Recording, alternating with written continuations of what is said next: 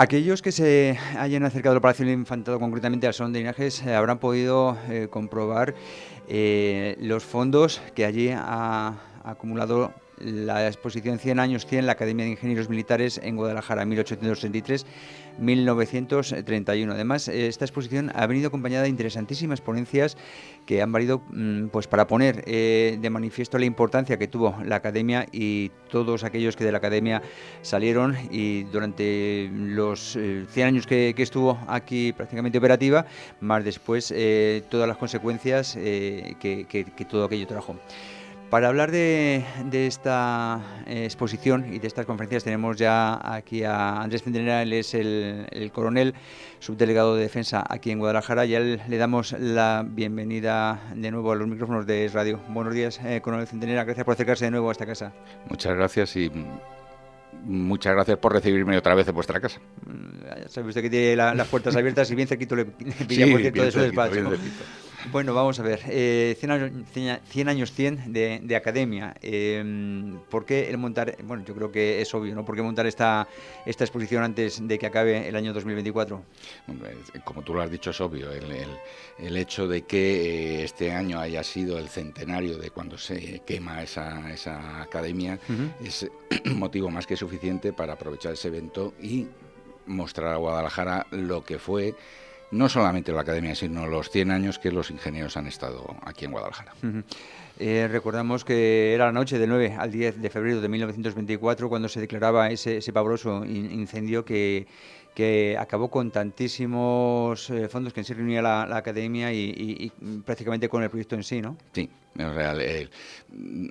Aunque luego se mantiene hasta el 31, 7 años más, pero sí es cierto que el hecho del incendio prácticamente acaba con lo que es el proyecto de la Academia. Recordamos cómo llegaba la Academia de Ingenieros aquí a Guadalajara. Bueno, los ingenieros, yo soy también de ingenieros, somos el arma itinerante. Entonces, nuestra academia ha estado en Madrid, en Segovia, en Alcalá de Henares, en Arévalo. Entonces, ¿de dónde viene? De Arévalo. Arévalo es la última sitio donde está antes de que en el Fernando VII, en el 33, diga que venga aquí. Ese es el recorrido que hace. Claro, hay que tener en cuenta que aquel siglo en el que estuvo fue un siglo de muchísimos cambios, sobre todo según nos aproximamos al final del siglo XIX, principios del siglo XX, los cambios tecnológicos son evidentes y claro, esta academia estaba a la vanguardia a nivel nacional y muy relacionada con otras academias similares a nivel internacional, ¿no? Bueno, a final de cuentas, la Academia de Ingenieros es la antesala de las escuelas politécnicas. Realmente es una escuela politécnica. Los ingenieros militares son los arquitectos, aparejadores a lo largo de toda la historia hasta que ya entra la arquitectura civil, por decirlo de alguna forma. Eran los militares los que se encargaban de... Claro, es decir, todas las fortificaciones que hay en España y en América las construyen los ingenieros militares porque son los que hay. Nosotros venimos un poco de la Academia de Matemáticas de Bruselas, luego con la Academia de Matemáticas en Barcelona, que se ha hecho, me parece que hace 2 años, el 350 aniversario.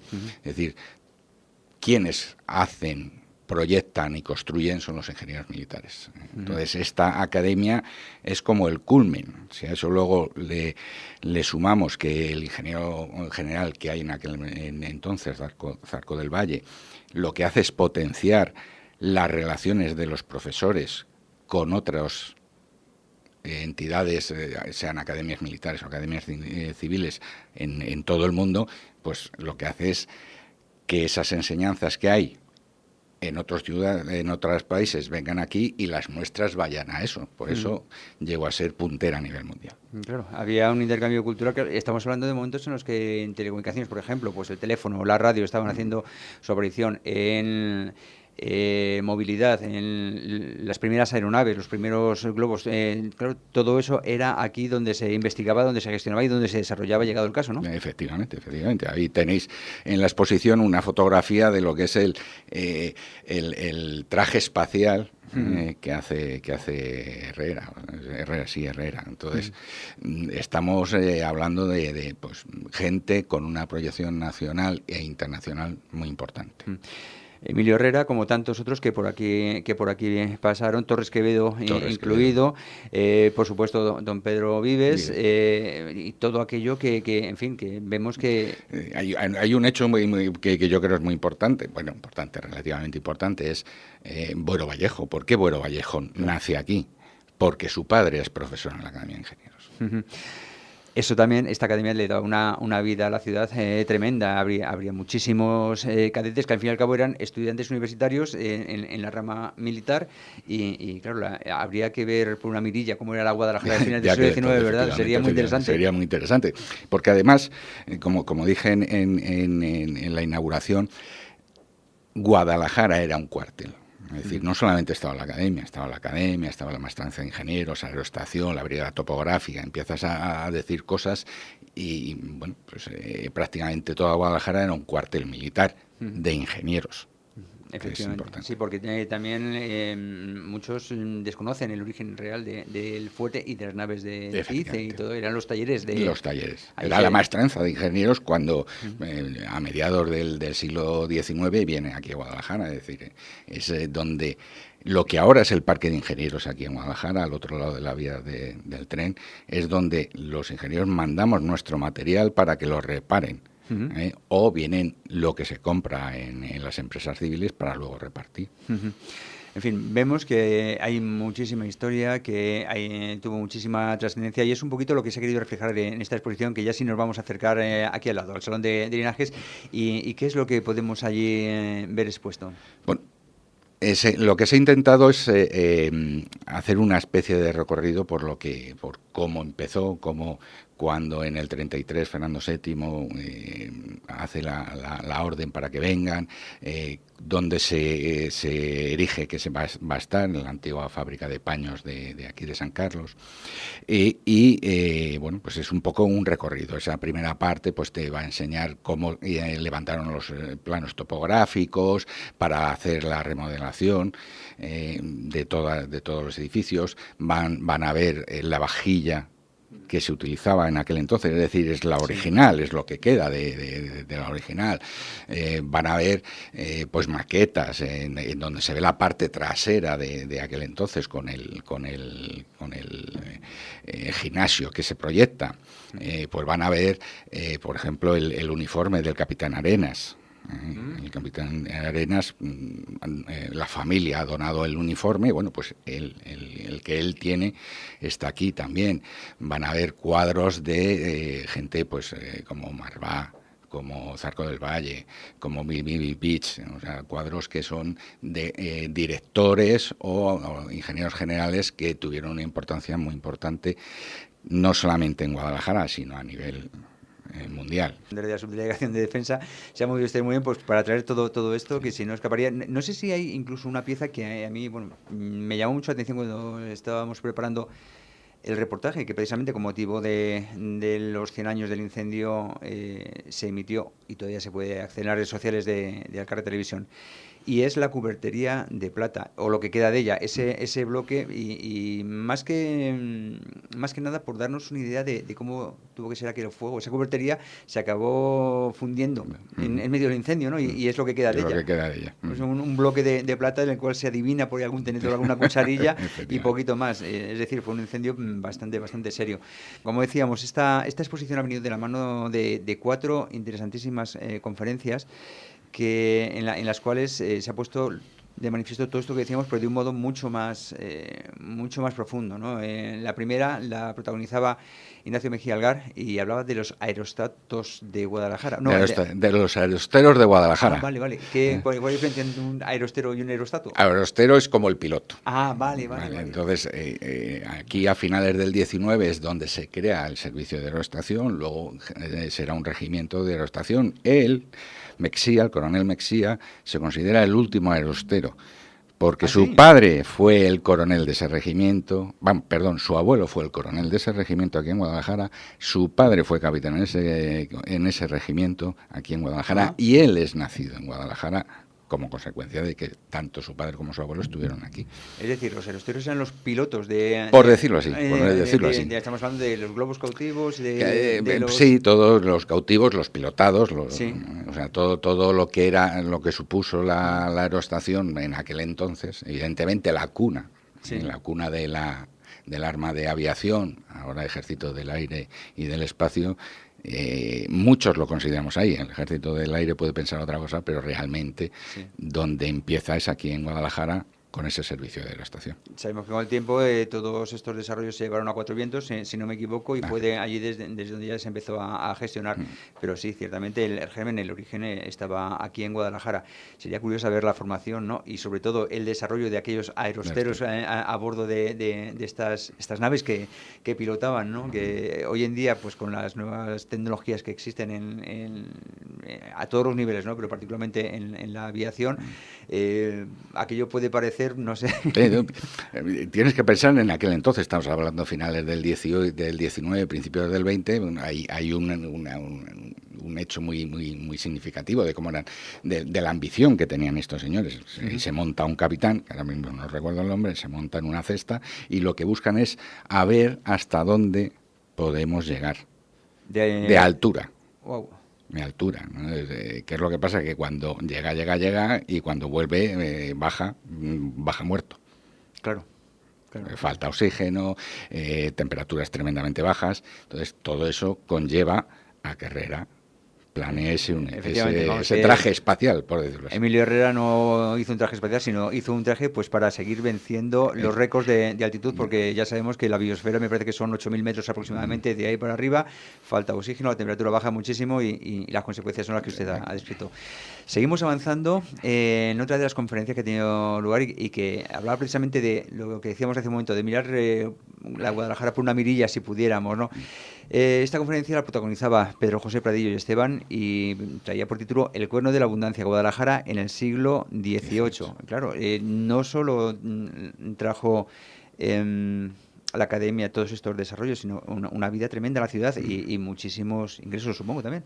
Es decir, Pedro lo que hace es, en este caso, habla de la Guadalajara del 18, de la época en la que se hacen los palacios importantes. El final del 18, ya sabemos que es cuando las grandes familias, los Medina y todos estos, se van de Guadalajara. Y entonces entramos en otro periodo malo para Guadalajara. Si a eso luego le sumamos la Guerra de la Independencia y todo eso, pues Guadalajara al acabar está prácticamente en la ruina, por decirlo, 4.000 habitantes aproximadamente y todos esos edificios sin utilizar, puesto que, si no recuerdo mal, es a 1820 y tantos cuando la fábrica de paños deja de funcionar. Entonces hay que buscarle un algo. Guadalajara tiene que volver a evolucionar.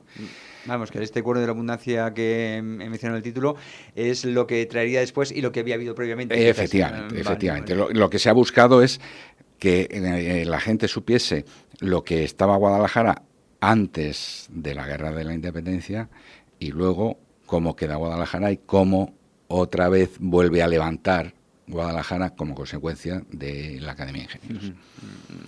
Es decir, la propia ciudad también tiene mucho que agradecerle a esta academia, obviamente. María Julia Bordonado Bermejo también nos haría una conferencia titulada El espíritu de Guadalajara y las aportaciones científico-técnicas de los ingenieros militares, que prefiero que sea usted que nos diga antes de aventurarme yo en un título que a lo mejor no es el... No, perfectamente, es perfectamente lo has dicho. Es decir, en este caso María Julia lo que intenta es enseñar lo que fue el espíritu de Guadalajara, de los ingenieros de Guadalajara. Es decir, por qué esta academia llega a ser un referente mundial. Ese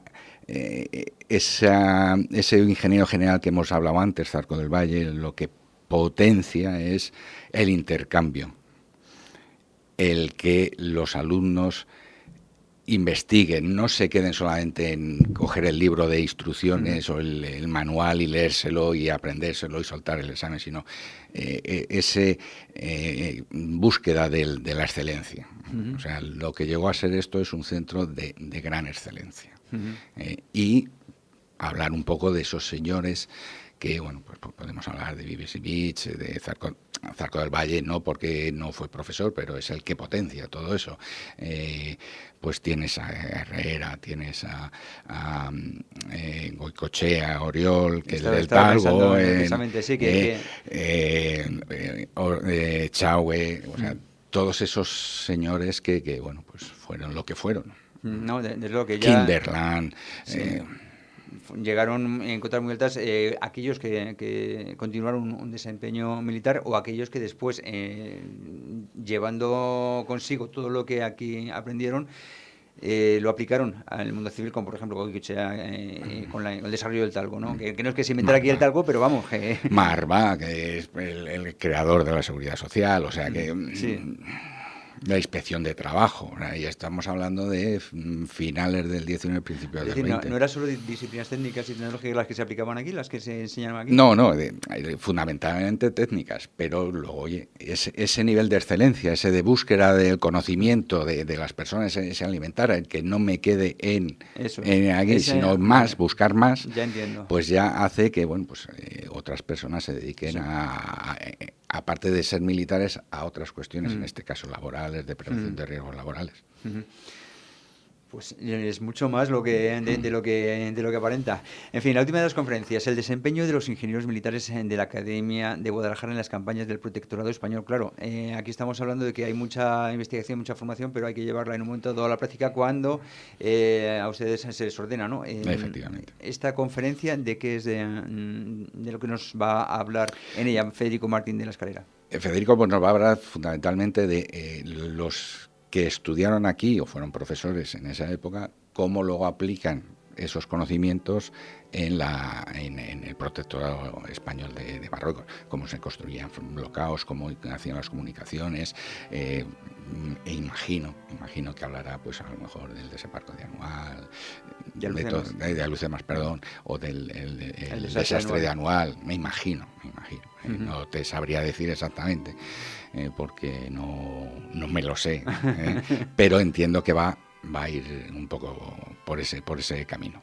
En fin, como estamos viendo, un modo magnífico de conocer no solo la academia, de ver algunos de los fondos que usted ha mencionado, pero sobre todo de conocer la trascendencia, que es lo verdaderamente importante, que no sé por qué, que a mí me da la impresión de que en Guadalajara todavía tenemos esa asignatura pendiente, ¿no? ¿Usted qué opina? Bueno, yo creo que es que en Guadalajara tenemos un problema y es que no conocemos nuestra historia, no solamente estos 100 años, sino antes, ni siquiera de nuestra época inicial romana, de por qué se puso aquí Guadalajara con el camino hacia Zaragoza. Entonces, yo creo que al final la gente de Guadalajara no sabe su historia.